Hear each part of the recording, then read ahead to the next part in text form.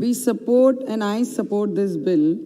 It's a very good and bold initiative by the government. It will enable faster, longer-term infrastructure growth of the country by making availability of timely and easier way of long-term finance through establishment of our key institution.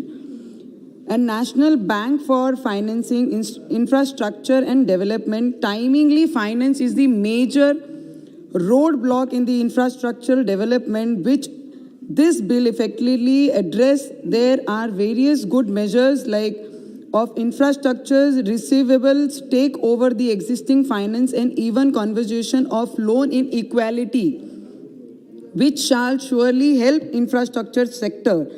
The bill also proposed development of bound and market necessary for infrastructure financially, thereby helping the agency to raise low cost funds and effectively reducing cost of project and lower burden to public.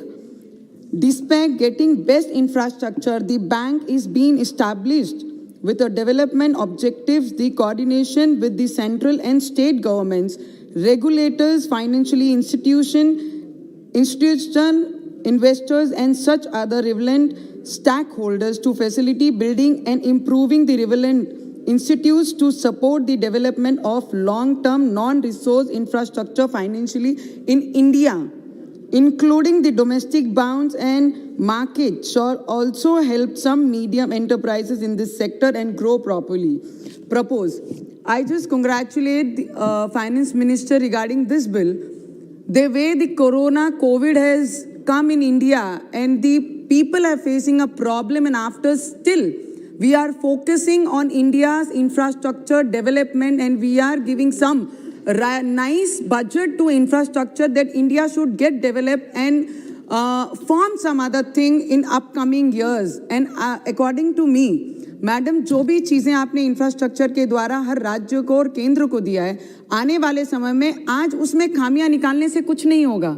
We have sacrificed our 2 years MP land fund for the development of this country, and I request few of my colleagues, they have mentioned कि the MP land fund what we have given to the central government, अगर जान ही नहीं रहेगी तो हम काम और development करके क्या करेंगे. इसलिए जो MP लैंड फंड दिया गया है, जो हेल्थ इशू पे दिया गया है, उसको प्रॉपर्ली अगर तालुके प्लेस में, हॉस्पिटलाइज में, मेडिसिन में, मेडिकल्स में अगर यूज करते हैं तो आई थिंक ये जान से ज्यादा कुछ नहीं हो सकता. और आपने जो MP लैंड फंड लिया इसका दुख है, पर एक बात से हम जो जान बचा रहे हैं इस देश में उसके भी साथ खड़े हैं कि जान से बढ़कर इस देश में कोई चीज नहीं है, तो उसका भी अप्रिशिएट करते हैं. और अभी बहुत सारे कलीग्स ने from Maharashtra they spoke about GST.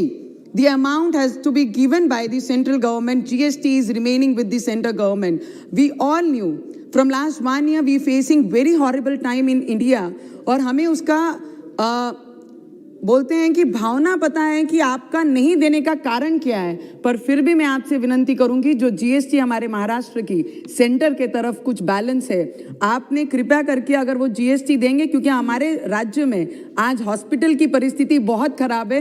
पूरे देश में अव्वल नंबर में हम कोविड में हैं, हम अच्छे कामों पे नहीं हैं.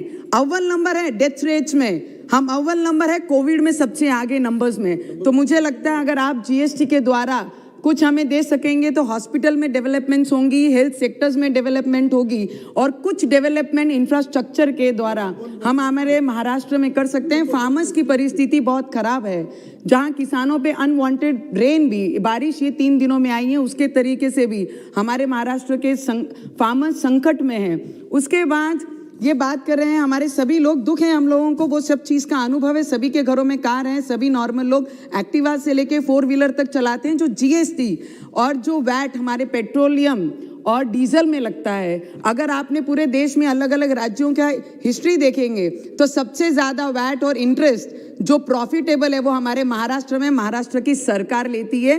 और उसके पहले बहुत देवेंद्र फडणवीस साहब जब थे तब इन्होंने जो भी टैक्स रेट्स बढ़े थे उसमें कम करके हमारे महाराष्ट्र के लोगों को सुविधा दी.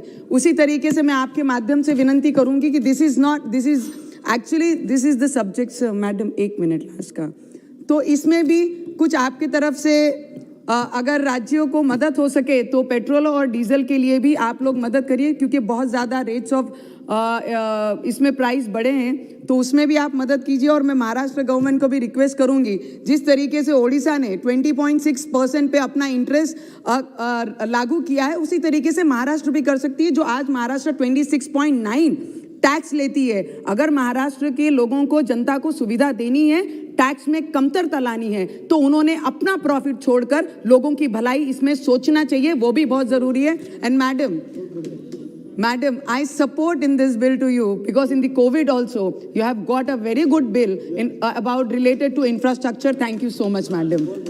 श्री भोला सिंह जी 5 मिनट। बहुत बहुत धन्यवाद सभापति महोदय।